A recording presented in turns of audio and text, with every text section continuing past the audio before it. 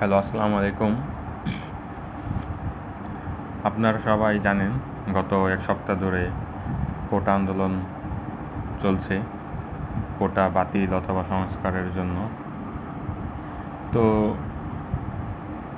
কোটা তো অবশ্যই সংস্কার বা বাতিল হওয়া উচিত, সেটার আপনারা যারা চাকুরি প্রার্থী সবাই বুঝতে পারতেছেন।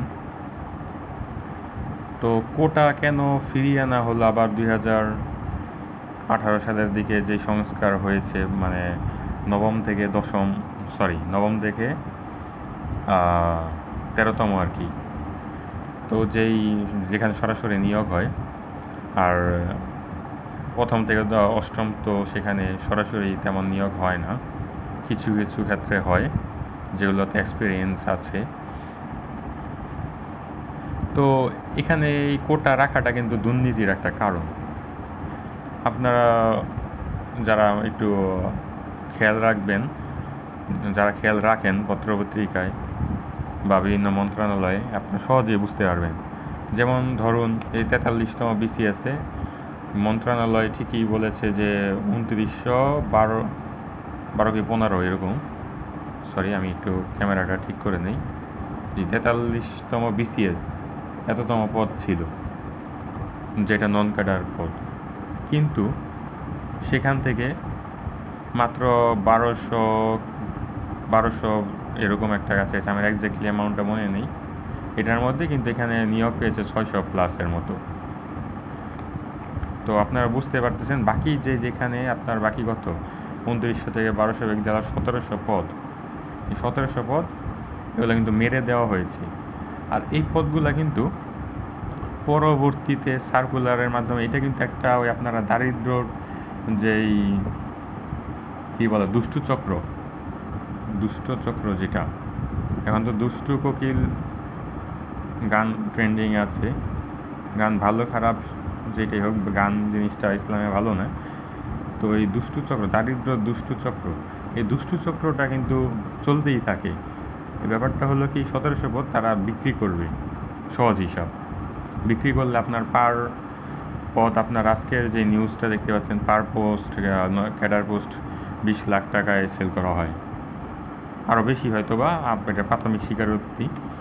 তো 20 লাখ টাকা করে, এটা কিন্তু বিশাল অ্যামাউন্ট। আর প্রতিটা চাকরি প্রার্থী যারা, এটা একটা দুষ্টচক্র কীরকম দেখেন, আবেদন করতেছেন আপনার যেটা প্রথম শ্রেণীর পদ 700 টাকা, হ্যাঁ দ্বিতীয় শ্রেণীর হয়তো 500+ হয়। আপনারা যারা আবেদন করেন অ্যামাউন্ট ভালোই জানেন। তো এগুলোতে দেখবেন আপনার মিনিমাম 50-60 হাজার টাকা অ্যাপ্লাই করেই, ক্ষেত্র বিশেষে 1 লাখ+ আপনার অ্যাপ্লাই করে। তো এগুলো কিন্তু বিশাল অ্যামাউন্ট, আপনারা যারা যোগ বিয়োগ করতে পারবেন।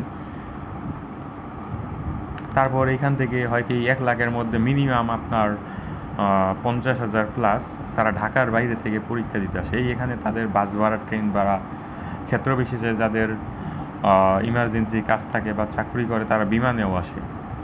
বিমান বলতে এয়ারলাইন্স, বিমান বাংলাদেশ না, এয়ারলাইন্স, এটা নভ এয়ার হোক, ইউএস বাংলা হোক, এয়ার এক্সট্রা হোক, তারা আসে। তো এই টাকাগুলো কিন্তু অযথা তাদের খরচ হচ্ছে।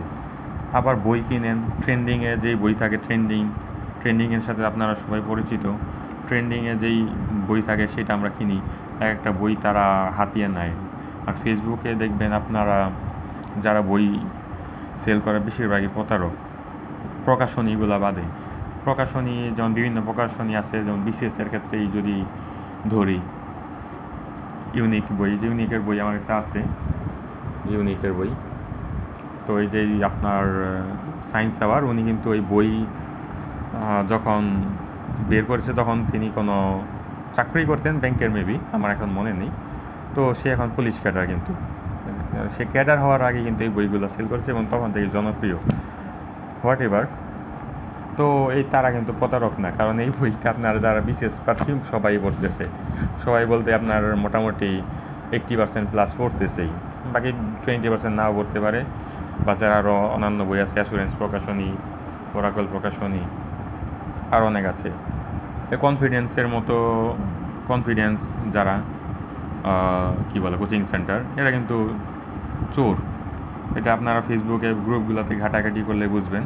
আপনার পুরো ভিডিওটা দেখবেন আপনারা, আমি আমি আরও ভিডিও শেয়ার করব, আপনারা আস্তে আস্তে বুঝতে পারবেন যে আপনাদের উপকার আসতেছে কিনা। আপনার সাবস্ক্রাইব করুন চ্যানেলটি, আর মন চাইলে আপনার শেয়ার করে দিতে পারেন যাদের প্রয়োজন। এটা এই দুষ্টু চক্রটা কিন্তু অনেক বড়, আমি দুষ্টু চক্রটা নিয়ে পরবর্তীতে ভিডিও দিব।